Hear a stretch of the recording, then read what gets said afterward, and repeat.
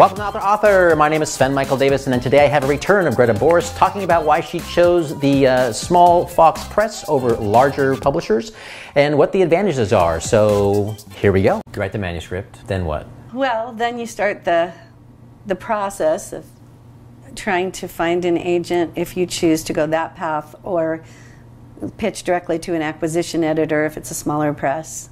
And in the process of doing that, somewhere about a year in and 50 rejections in, I decided I didn't think I really wanted an agent after all, that I would rather go to a smaller press and pitch directly to an acquisition editor. So I didn't completely stop pitching agents, but I was very half-heartedly doing that, and I was really starting to focus more on a boutique press. And when I started doing that, I started getting a little bit better results. I think agents don't take as many clients these days maybe as they used to in the past, because an agent, they don't make any money unless they sell your book. So they have to be pretty confident that they can sell your book. And that's getting harder and harder for them. And but you go to a small press and they're trying to build their inventory, and they're looking for authors. And they're looking for authors that a lot of small presses want to partner with you and help you build a career. They're not just looking for one book. They're looking, for a career author that they can bring on and who's going to write a bunch of books for them. And so I started focusing more in on that, and started getting better rejections. The kind of rejections that say, I would love your book except for these 5 things that really suck. But then I was beginning to make changes in my query letter and changes in my story, and then I got a rejection letter that just basically said, if you will revise these points and resubmit, I'll take a look at it again. Okay. And I did that. Now, that publisher did not pick up the book, but in the process of revising, I think I made the book that much better that I then got my publisher about a month later. Okay. So it kind of came together. I think exposing your work to industry professionals, as painful as it is really good for you. Yeah. Because in the beginning, all I got was silence, no response at all, or a form letter. And that's like the worst kind of rejection you can get, because they were so disinterested, they probably didn't even read your query letter, But then as I got better at it, I started getting rejection letters where they would tell me why they rejected it, which was helpful. Yeah. Painful, but helpful. And then finally I got the rejection letter, which was, revise and resubmit, which is the best kind of rejection letter you can get, because now, you have an open door to go back to that person. And plus, you're getting that great information. It's hard to know as a writer what is selling currently when you're not actually in the industry as a professional yet. It's hard to know what are people buying.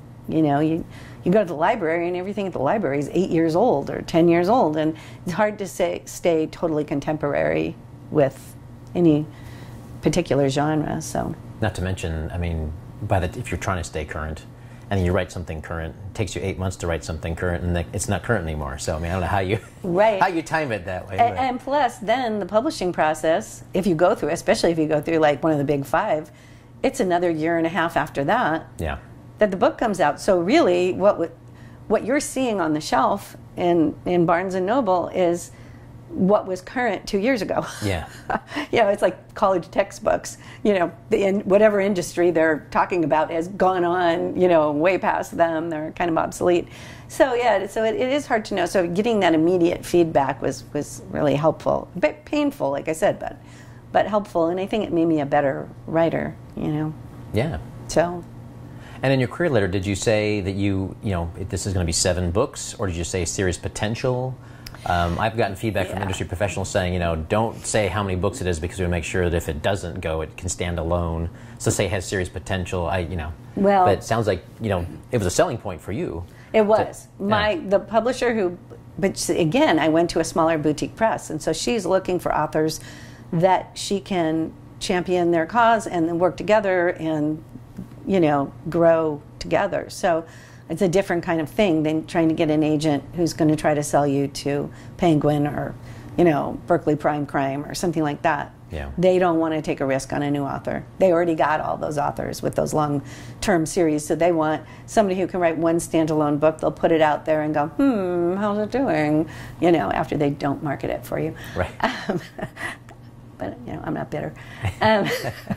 But so what I did mostly in my pitch letter, and I changed it 100 times, of course, but I did finally have somebody, another author, who won the Rita Award, and she was doing very well, and was a friend, and so she went back and forth with me and helped me revise my query letter, and that's when I really started getting much better response. Okay. So she was, and she teaches a class on it, by the way, and her name is Laura. Why can't I think of her last name? Because the camera's running, that's why. It'll come to me. Yeah, I'll send it to you. But she teaches a class on it, and it was so helpful. But what she suggested, because it was a sin in the title was A Margin of Lust, that I say it's a standalone story, but intended to be a part of a seven deadly sins series. Okay. So hopefully that wouldn't totally scare away somebody who was saying, I can only buy one book, but would maybe entice somebody who was realizing that, seven deadly sins, that's an interesting idea for a series. So, and it worked. Yeah. Yeah. I'm glad I don't have to query anymore, at least not now. Yeah. It's awful. Yeah, no, it's not fun. No. How do you feel about the whole publishing industry and your route? I think for me, a small press was perfect because I'm not a name. And I don't have a track record in the industry, and I don't know a lot of important people. And the people who do well in the big five as brand new authors are people like that. They by and large. So, I mean, once in a while, they'll find an author who wrote a story that's so compelling that a big publisher will get behind them and really push them, and then they can do well. But it isn't a common thing. And one thing that really cemented it for me, I was actually the MC for a Ladies of Intrigue luncheon a couple of years ago, and there were I don't know how many authors there were. There were at least 25, because they had several author panels, and then we had keynote speakers and all of that. And so I talked to a lot of these authors, and I had two conversations in particular that stood out in my mind. And one was with a woman who wrote a mystery series, and she got on with a brand new boutique press, and in the beginning, she was kind of concerned because she was one of their only authors, and you worry, are they going to go out of business? Do they know what they're doing? But she got a lot of attention. They really pushed her books because they didn't have very many books. So their marketing people were focused on her books, and she got the best editor, and they really treated her like a princess, and her books did pretty well. And now that publisher is turned into a pretty legitimate player. It's not as big as the big five, but they're a known publisher, and they're doing really well. And they have a whole bunch of authors. But she was happy with her decision.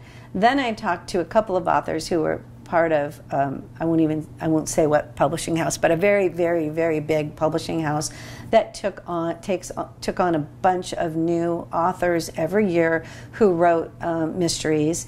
And when her book was launched, it was one of like 60 that came out at the same time from that publisher. Wow. So all of her marketing was in bulk. Like her book went with these 60 books here, and these 60 books there, and these, and she was not happy. She wasn't selling very much. She wasn't able to quit her day job, and she wasn't happy. So that was, for me, hearing those two women's stories, I was like, yeah, I think I want to go the boutique route. It definitely has disadvantages. You don't tend to get into the big bookstores. They work mostly with the bigger publishing houses. But I can't think of any other disadvantages. Oh, prestige. You don't feel as important. Okay. Yeah. Are the advances smaller? Yeah, a lot. Big publishers, you're lucky if you get 10%. And then you have to share the 10% with your agent because you cannot get into a big publishing house without an agent. So now you're down to 8% or 7%, whatever. Whereas with a smaller press, you may not sell as many books, especially initially, but you usually start out at a much higher percentage, like 25% or even more for some of them. That's great. Yeah, so... and I had already independently published, and I knew that I did not want to do that with fiction. I have a nonfiction book called The Wine and Chocolate Workout that I wrote when I was in the fitness industry, and I just don't have the self-discipline to treat it, to be a publisher and a writer at the same time. I can do some marketing and some publicity and things like that, but not, I just won't. And then the book languishes. So people say, but you make such a higher percentage. But 70% of nothing is a lot less money than 25% of something. So it's not my personality. So does your publisher help you with marketing and publicity and so forth? I mean, How much are they helping you out? Yeah, I actually have a marketing manager. Wow. Who is focused on me. Nice. And it's great. And this is a new marketing manager for me. The marketing manager I had before wasn't, for health reasons, was no longer able to stay with the company. But I just got a new marketing manager, and oh my gosh, she's got ideas and she's got energy, and she's giving me homework, which is what I need, and she's really on it. So I'm excited. I think, and the way my publisher structures it, the marketing manager does get a paycheck, but they also get a small royalty share too in the book, which I think is great because it gives them incentive to sell. Yeah, absolutely. And take it seriously. So, yeah, and my marketing manager and my publisher's just been very, very supportive. She made 250 wine glasses that say A Margin of Lust on them that I could give out for swag at my book launch. I still have 100 in the garage. Scent of Wrath. They're making wrath bombs, which are bath bombs, because that book is the Scent of Wrath. My main character's all involved with essential oils, and she works with an herbalist. So they took some of the recipes out of the book, and she had bath bombs made with essential oils that are kind of fit. I think this is just fun and clever, and fit the book theme. And we're calling them wrath bombs instead of bath bombs. You drop them in the tub, and Have you sampled them yet? Do you know what they smell like? I have not. My publisher, I think she has them but she hasn't sent me any yet. Okay. But I should be. Yeah, I'm just going to have to take a couple of baths. Sounds terrible. With my Margin of Lust wine glass. There you go. Yeah. Don't fall asleep. This author thing, it's just a rough life, Yeah, sounds pretty rough. Yeah. The Big Five, if you're lucky, they promote your book for 4 weeks, and then, you're yesterday's news and you don't see them anymore. It's up to you. How long do you have this marketing person, and how much are they doing for you? I mean, as long as she stays with the company and I stay with the publisher. The way that this publisher structures her business is that the marketing manager is attached to an author, not to a book. Okay. I mean, they do get some royalties off that book, but as long as they work well together, it's like getting an editor. My publisher wanted to make sure. She set me up with the editor she wanted me to work with, she thought would be good for me, but she said, look, if there's a problem, I want to know before she does your first book, because I want this to be consistent. I want you to work with the same editor for all 7 books. Don't be afraid to tell me I can't work with this editor, which is unheard of at the Big Five. They don't care if you like your editor. It's So I was like, okay. I happen to love my editor. She's amazing. I got to meet her. I was on a New York trip right around that time, and I actually got to meet her and have lunch with her. And she was a division editor at a big publishing house and left, and now is doing more independent work. So she's a real pro. Never could have afforded an editor like her. She's great. And then my publisher wants that same kind of relationship for her authors with marketing managers, where they kind of are in sync and work well together. and they can really get to know each other's styles and, you know, what works and so on. So, yeah, so the marketing manager will be running ads, she's working on getting reviews now and author blurbs, setting me up with conferences as a panelist or a speaker. She's going to start working on doing book signings in bookstores. Mostly we're going to stick to here, unless I happen to be traveling, in which case then she'll, you know, contact bookstores in whatever area I'm traveling. What else is she doing? She's doing a lot. You know, I send her anything that I'm doing personally from, you know, marketing, and she kind of gives me her feedback on it. And so in this organization, how many marketing managers are there? And is your marketing manager working with several other authors? I mean, do you have any kind of visibility into that, or? I know she's not working with anybody else yet because she's brand new. I mean, okay. I recommended her because she was our editor, mine and Megan's editor for Aspiring to Author, and was so on it and knew the publishing industry so well. So I recommended her to my publisher, and she had a phone meeting and she hired her. So I think she's hoping she will become more authors, marketing managers. I know my publisher she's very new, so she's growing her author base as well. So she just took on 3 new thriller mystery writers. So my guess is if Kim, who is my manager, does a good job with me, she'll probably get a chance to take on some more authors, especially if they're in the same general genre, because it's going to, why reinvent the wheel? She's going to have contacts for that genre. And is your publisher, does she exclusively look at thriller mystery, or what is the publishing, what other genres do they represent, or is that it? Or? Well, she has an interesting history because she was a division manager for Book Trope, which was a very big publishing house that was sort of an experimental house. It was a publishing house, but it was also an author co-op, and it got very big and it went bankrupt. And my publisher took her division, any authors that were in her division that wanted to go with her, and she picked them up and took them with her and started her own publishing company that is not that model. It's not an author co-op at all. It's a traditional publishing model. I think she saw what went wrong with that business model, and so she went back to the traditional business model, but she took a few things, ideas with her. Anyway, so she does have a handful of books that she opened her doors with that are mixed genres. She's got a couple of cookbooks. She's got a nonfiction book written from the point of view of a nurse who was at a lot of deathbeds, and it's deathbed stories, but it's supposed to be humorous. I have not read it.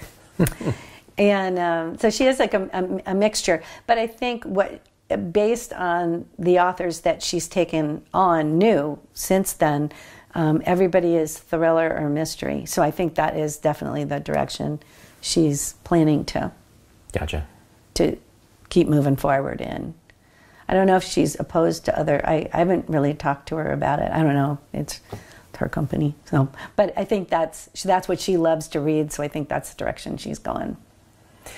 And did she want to know what kind of platform you had before she signed you on? I mean, or is it just basically, I love the plot, I love the whole idea, and I'll sign you on, and we'll worry about your platform later? Or? What she told me was she had a stack of books that she needed to read through, manuscripts that she'd gotten from writers. She picked mine up, like she would read the first chapter or so and then kind of skim through and then read the end and put it down, and then she did that. And then she got to mine and she started reading it, and she just kept reading it, and she kept saying, I need to put this down because I need to read the rest of the stack, but I think I'll just read one more chapter. And she finished the whole book. So she said, I couldn't put it down, so therefore I know that I want this book. And so that was the start. So she didn't know really anything about me at that point. But then she did that was the beginning of the negotiations, you know. Then it went on from there. Like, what are the other books in the series going to be like, and, you know, and who are you, and what have you done before, and all of that. But my book really was the first step, you know. She read it and she loved it and she couldn't put it down. So it was like, yes. That's the way every author wants to be discovered, not based on their fame or their popularity or their platform. They want to know that their writing is what got them the because my gig, fame, popularity, and platform are not that staggering at this point, anyway. So, yeah, but so that was very exciting, and her. I mean, what I like about this experience is I feel like we're both kind of growing up together. You know, that she's a small new publisher. I'm a small new writer. She's taking a risk on me. I'm taking a risk on her. And hopefully that's going to be a happy marriage. And when I talk to you 2 years from now, it's just going to be that much better. You know, I mean, but I mean, it doesn't matter who you get to publish your book. It's always a risk. I just heard an author the other day. She's got 3 cozy mystery series. She's been writing for years. In her genre, she's known. She writes those foodie cozy mystery series, like she's won the Cheese Shop and the French Bistro, and you know, those food ones, which is a relatively small niche. So in her niche, she's known, and she was being published with Berkley. And last year, I had heard this from other authors too, Berkley just decided to hack their cozy mystery, and they just ousted 50 authors. Wow. Just boom. So you know, there's no guarantees in this business. Yeah. And don't quit your day job. Yeah. The Scent of Wrath is about a single mother who, in order to protect her son, who's been in a bad car accident and he's recovering, and also social services is keeping a close eye on her because of the accident, thinking maybe she was negligent. She's trying to protect her son, but somebody is stalking her and leaving cryptic messages about her son. And so she doesn't know what to do about it, and she's got to figure it out and protect her son. Please subscribe so my dad can make more videos like this. Thank you.